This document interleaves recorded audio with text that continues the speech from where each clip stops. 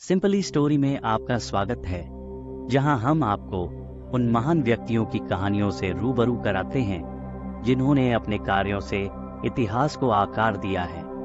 आज हम एक ऐसे दूरदर्शी नेता की कहानी सुनाने जा रहे हैं जिन्होंने सिर्फ अपने व्यावसायिक कौशल से ही नहीं, बल्कि अपनी विनम्रता, करुणा और समाज के प्रति समर्पण से लाखों दिलों को छू लिया है। यह है रतन टाटा की कहानी, एक ऐसे व्यक्ति की जिनका नाम उत्कृष्टता और सहानुभूति का प्रतीक बन चुका है। चलिए हम रतन टाटा के जीवन के भावनात्मक और प्रेरणादायक सफर को करीब से जानते हैं। प्रारंभिक जीवन और पारिवारिक विरासत। रतन नवल टाटा का जन्म 28 दिसंबर 1937 को भारत के सबसे प्रतिष्ठित औद्योगिक परिवारों में हुआ था। टाटा परिवार का लंबे समय से नैतिकता और राष्ट्र निर्माण से जुड़ाव रहा है और रतन टाटा को जिम्मेदारी और समाज सेवा के मूल्यों के साथ पाला गया। हालांकि धन और प्रतिष्ठा के बीच पले बड़े होने के बावजूद उनका बचपन उतना सहज नहीं था जितना बाहर से दिखता था। रतन के माता पिता नवल और सुनी टाटा उस समय अलग हो गए थे जब वे केवल 10 साल के थे। उनके माता पिता के तलाक का भावनात्मक प्रभाव उनके व्यक्तित्व को बहुत हद तक आकार देने वाला साबित हुआ। रतन और उनके छोटे भाई जिमी को उनकी दादी लेडी नवाजबाई टाटा ने टाटा पैलेस में पाला। अपनी दादी के प्रति उनकी गहरी सम्मान और प्रेम भावना ने रतन के अंदर करुणा और जिम्मेदारी के गुणों का विकास किया। अपने परिवार के धन और प्रतिष्ठा के बावजूद उन्हें यह सिखाया गया था कि संपत्ति के साथ जिम्मेदारी भी आती है। शिक्षा और प्रारंभिक संघर्ष। रतन टाटा की शुरुआती शिक्षा मुंबई के कैंपियन स्कूल और Cathedral and John Connon school में हुई। बाद में उन्होंने शिमला के बिशप कॉटन स्कूल में भी पढ़ाई की। उनके प्रारंभिक वर्षों में परिवार द्वारा सिखाए गए मूल्य, अनुशासन, विनम्रता और कड़ी मेहनत शामिल थे। अमेरिका के कॉर्नेल विश्वविद्यालय में आर्किटेक्चर की पढ़ाई के दौरान भी उन्होंने संघर्ष का सामना किया। वे याद करते हैं कि उस समय उन्होंने खाने के बर्तन धोने जैसे छोटे मोटे काम किए, जिससे उन्हें आत्मनिर्भरता और मेहनत का महत्व समझ में आया। अपनी डिग्री पूरी करने के बाद रतन ने कुछ समय के लिए लॉस एंजेल्स में जोन्स एंड एमंस में काम किया, लेकिन 1962 में भारत वापस लौट आए। भारत लौटने पर उन्हें किसी बड़े पद पर नियुक्त नहीं किया गया, बल्कि उन्होंने टाटा स्टील के जमशेदपुर संयंत्र में श्रमिक के रूप में काम करना शुरू किया, जहां उन्हें चूना, पत्थर फावड़ा करना और अन्य श्रमिकों के साथ काम करना पड़ा। इस समय ने उन्हें श्रमिकों की स्थितियों को समझने और उनसे जुड़ने का महत्व सिखाया। टाटा समूह का नेतृत्व और परिवर्तन।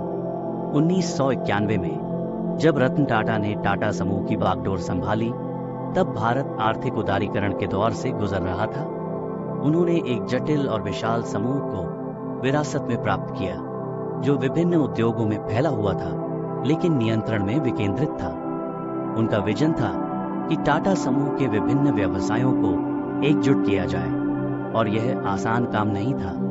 कई वरिष्ठ अधिकारियों ने उनके विचारों का विरोध किया और उन्हें संगठन के भीतर काफी विरोध का सामना करना पड़ा। उनके नेतृत्व का पहला बड़ा मोड़ तब आया जब टाटा मोटर्स ने यात्री कार खंड में कदम रखा। विशेषकर इंडिका के लॉन्च के समय लोगों ने उनकी सोच पर सवाल उठाया। यह भारत की पहली स्वदेशी रूप से डिजाइन और निर्मित कार थी, और इसके लॉन्च के बाद मिली मिश्रित प्रतिक्रियाओं ने आलोचकों को मौका दिया। लेकिन रतन टाटा ने हार नहीं मानी। इंडिका बाद में एक बड़ी सफलता साबित हुई और टाटा मोटर्स को वैश्विक ऑटोमोबाइल उद्योग में स्थापित किया। रतन टाटा की नेतृत्व क्षमता का असली संकेत सिर्फ उनकी व्यावसायिक कौशल में नहीं, बल्कि उनके कर्मचारियों और भारत के प्रति उनकी अटूट प्रतिबद्धता में निहित है। जगुआर लैंड रोवर और टेटलिटी जैसे अंतर्राष्ट्रीय ब्रांडों का अधिग्रहण उनके नेतृत्व के महत्वपूर्ण पड़ाव बने, जिन्होंने टाटा समूह को एक वैश्विक ताकत में बदल दिया। एक करुणामयी नेता, व्यवसाय से परे, रतन टाटा की करुणा और विनम्रता ने उन्हें लाखों लोगों के दिलों में जगह दिलाई है। 2008 में मुंबई में हुए 26 नवंबर आतंकी हमलों के दौरान रतन टाटा ने व्यक्तिगत रूप से पीड़ितों के परिवारों से मुलाकात की और उनके प्रति वित्तीय सहायता प्रदान की।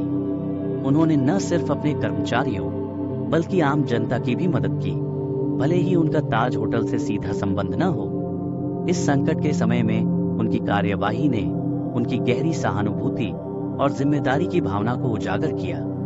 उनका मानवतावादी दृष्टिकोण यहीं समाप्त नहीं होता। टाटा ट्रस्ट्स, जो टाटा सन्स का 66% से अधिक नियंत्रण करती है, शिक्षा, स्वास्थ्य सेवा और ग्रामीण विकास के लिए प्रमुख रूप से काम कर रही है। रतन टाटा ने हमेशा इस बात पर जोर दिया है कि व्यापार का उद्देश्य केवल लाभ कमाना नहीं, बल्कि समाज का उत्थान करना है। व्यक्तिगत जीवन और जीवन दर्शन। भारत के सबसे सफल व्यवसायियों में से एक होने के बावजूद रतन टाटा अपनी सादगी के लिए जाने जाते हैं। वे एक साधारण घर में रहते हैं और व्यक्तिगत जीवन में अत्यंत निजी व्यक्ति हैं। हालांकि वे कभी शादी नहीं कर पाए, उन्होंने खुलकर यह स्वीकार किया कि वे कई बार शादी के करीब आए थे। उनकी शादी न करने का निर्णय ज्यादातर परिस्थितियों और उनके काम के प्रति समर्पण से प्रभावित था। रतन टाटा की विनम्रता उनके दैनिक जीवन में भी दिखाई देती है। उन्हें कुत्तों से बेहद लगाव है और अक्सर अपने पालतू जानवरों के साथ समय बिताते हैं। उनका इंस्टाग्राम अकाउंट उनके पशु प्रेम और सामाजिक कार्यों के प्रति उनके समर्पण को दिखाता है। वे एक कुशल पायलट भी हैं और अपने साहसी व्यक्तित्व का प्रमाण देते हुए खुद हवाई जहाज उड़ाते हैं। भावनात्मक जुड़ाव। रतन टाटा की विशेषता यह है कि उन्होंने दुनिया भर के लोगों के साथ एक भावनात्मक जुड़ाव स्थापित किया है। अन्य बड़े उद्योगपतियों की तुलना में टाटा की विनम्रता, करुणा और जमीन से जुड़ा स्वभाव आम आदमी के दिलों में गहराई से बैठा है। चाहे वह संघर्षरत उद्यमियों की वित्तीय सहायता हो या नए स्टार्टअप्स को खुलकर समर्थन देना, रतन टाटा का हर कार्य समाज को बेहतर बनाने की उनकी गहरी भावना से प्रेरित होता है।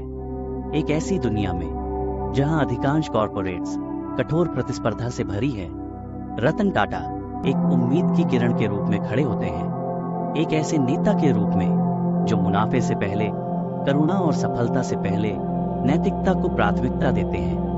उनका जीवन कार्य यह दर्शाता है कि व्यवसाय केवल संख्याओं तक सीमित नहीं है, बल्कि यह समाज में सार्थक अंतर लाने का एक साधन है। विरासत और निष्कर्ष।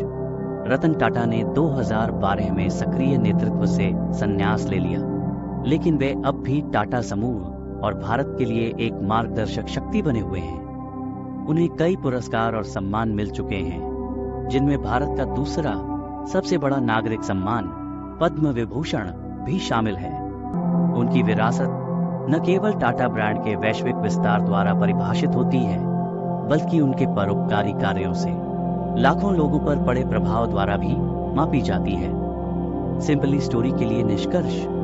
यह थी रतन टाटा की प्रेरणादायक और गहराई से भावनात्मक कहानी, एक ऐसे व्यक्ति की जिन्होंने अपनी दया, दूरदर्शिता और समाज के प्रति अटूट समर्पण से दुनिया में अपनी छाप छोड़ी।